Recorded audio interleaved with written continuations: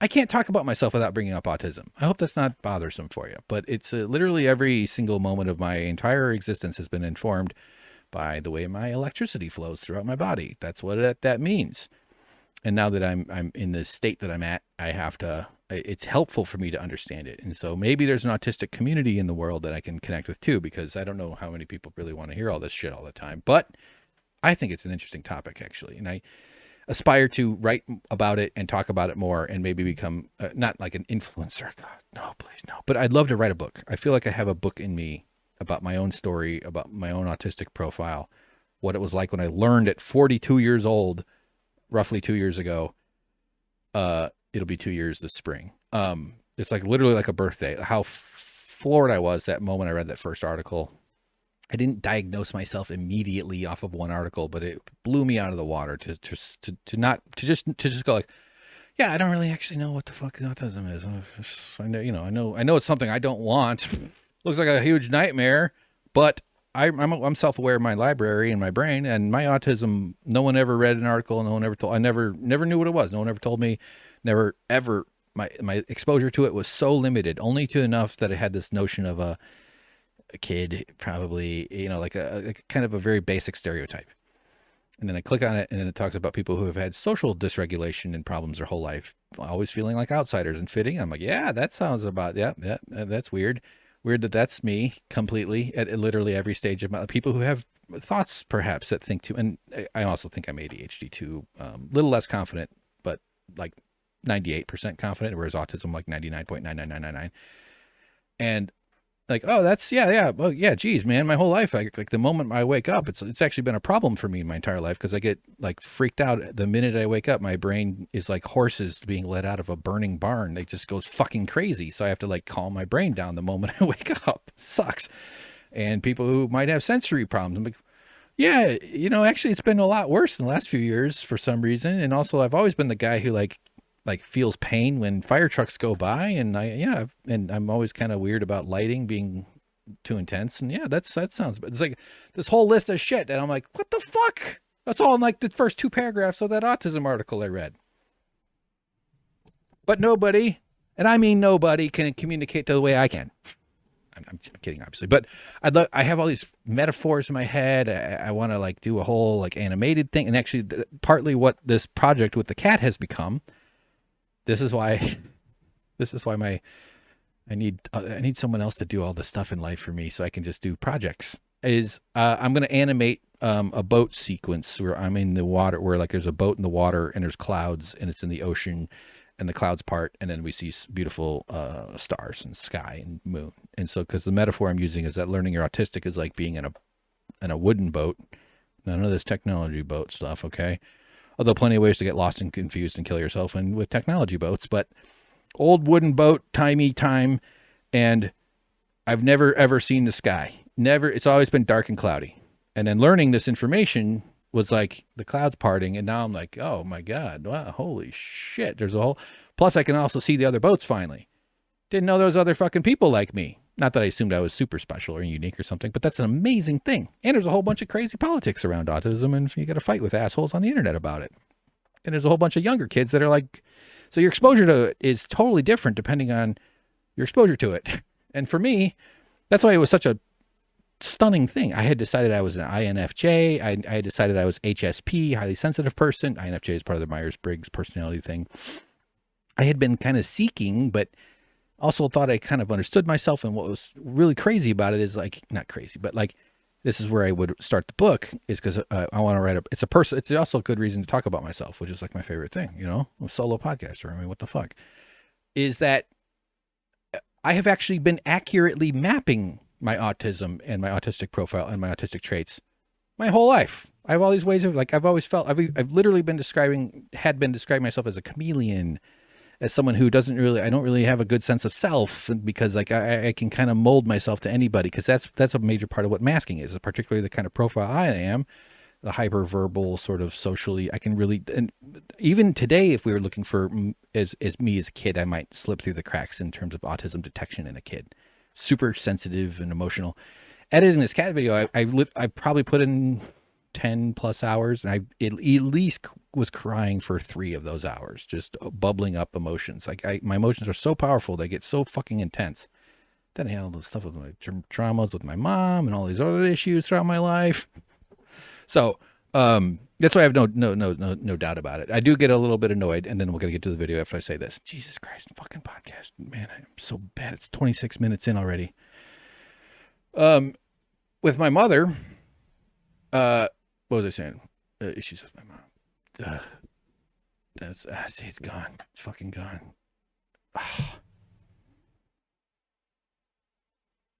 Totally gone. Well, there it is.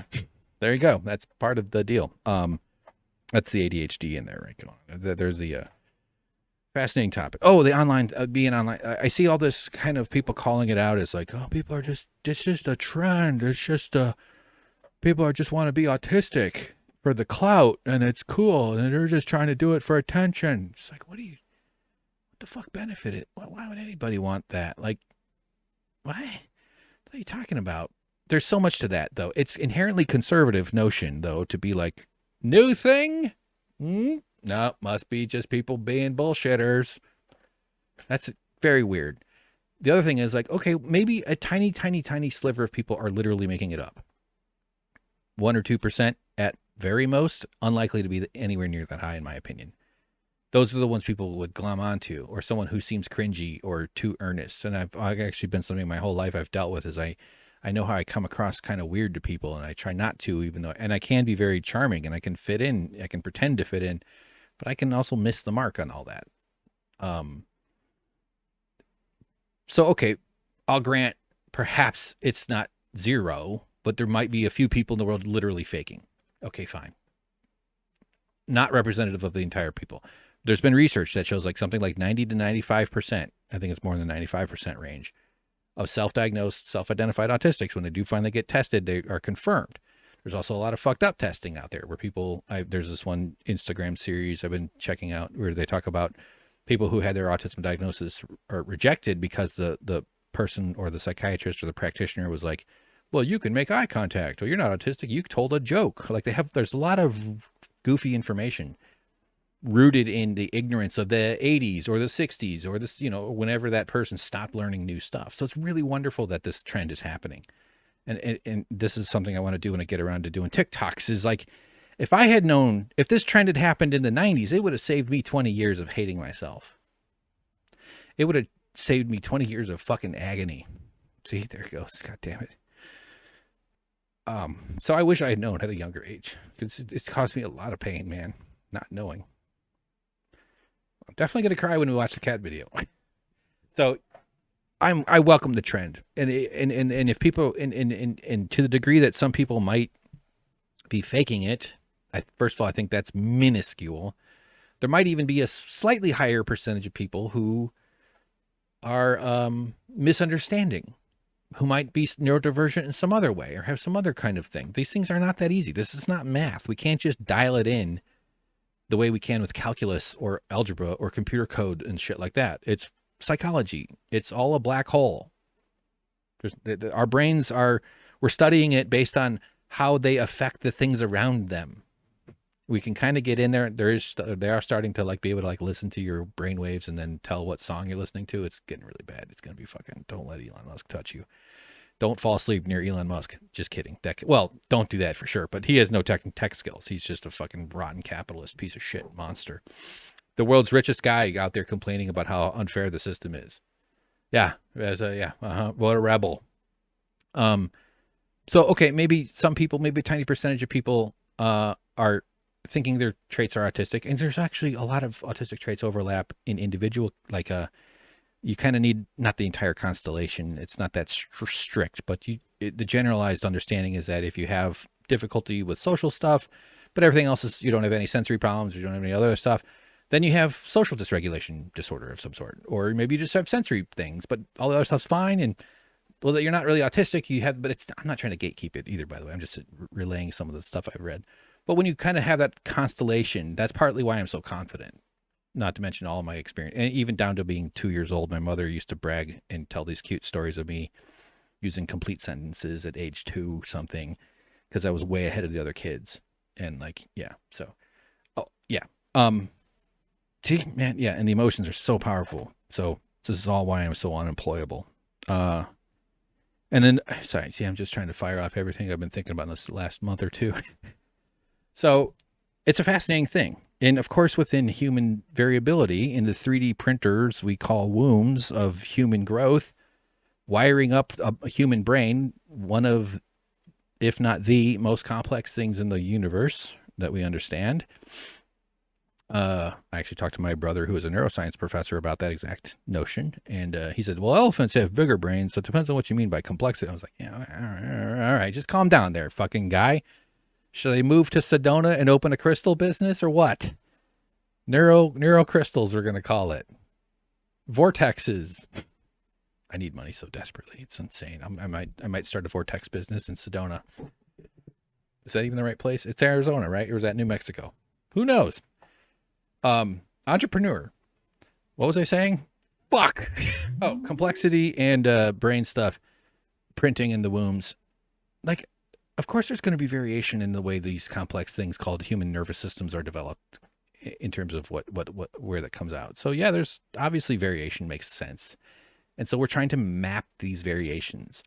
And since it's psychology, since it's like orbiting a black hole, we have to rely on self-reporting and on, decent research and sound scientific practices of large sample sizes at such and such. There's a lot of statistical shit.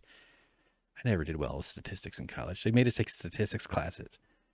I was like, I'm in business school to be a fuckface, not a statistician. Leave me alone.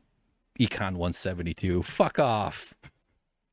And so much of it is based on trust and on reporting and on what people say and whether you trust what they tell you. And if they can even find the right words to explain the thing they're experiencing.